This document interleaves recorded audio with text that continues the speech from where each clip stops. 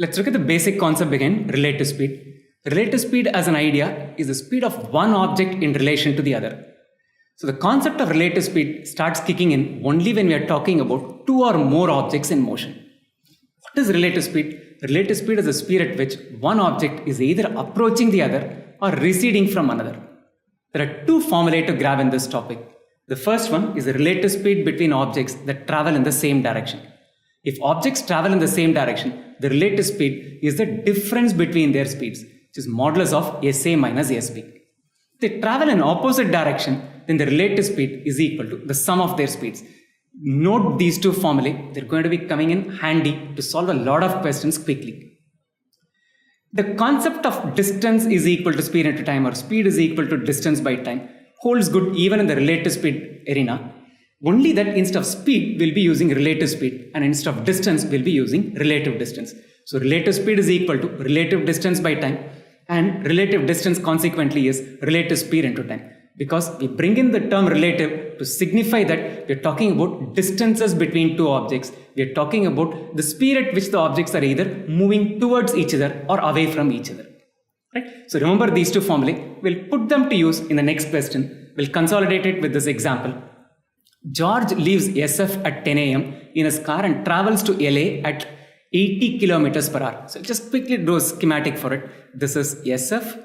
George is starting at 10 a.m. and is traveling, let's say, towards LA at 80 kilometers per hour. David leaves LA at 11 a.m. So David is starting from the opposite end. This is LA. David starts from here. He's starting at 11 a.m. Travels in his race cycle at 40 kilometers per hour to SF along the same route. So they're traveling along the same route. The speed at which David is traveling is 40 kilometers per hour. If the distance between SF and LA is 560 kilometers, what we need to find out are two things. When will they meet and how far from SF are they going to meet? We're going to be solving this question in two methods. The first one is through iteration.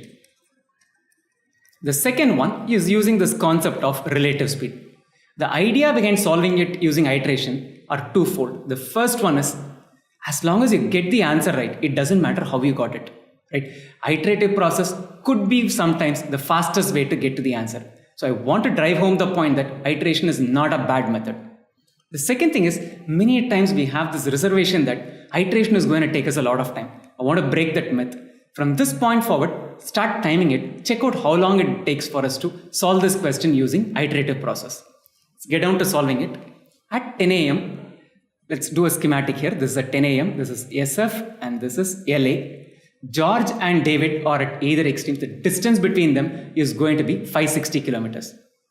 George starts traveling at 10 a.m. while David starts only at 11 a.m. So between 10 and 11, the only person who's going to be traveling is George. He would have traveled 80 kilometers away from SF towards LA.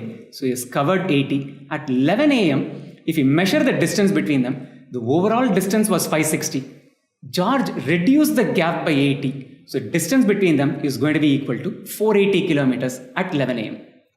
At 11, David also starts traveling. So let's check out what happens at noon. George would have covered another 80. So he would have traveled 160 kilometers from this place. So the total distance covered by him will be 160 at noon. David would have traveled 40 kilometers from LA. So at noon, if we measure the distance from them, they covered 160 plus 40, 200 kilometers between them. The total distance was 560. If they covered 200 between them, the gap between them narrows down to 360 kilometers. Let's quickly run through an hour each from now till they meet. When will they meet? When the gap between them is 0. So we'll have to strive to get the gap to be 0. Another hour, George would have traveled another 80 kilometers. So he's covered 240. David would have traveled another 40. So total distance traveled by David is 80. Together they have traveled 320 between them. Out of the 560, they covered 320. The gap between them is going to be only 240. One more hour, George would have covered another 80. So he has traveled 320 away from SF. David would have covered another 40. So he has traveled 120 away from LA. Together they have covered 440 between them. 560 minus 440. The distance between them is going to be 120 kilometers. Another hour at 3 p.m. George would have traveled another 80. So he would have covered 400 from SF. David would have traveled 160 from LA. Together they have covered 560 between them. So the gap between them is going to be 0. So when will they meet? When the gap between them is 0 kilometers.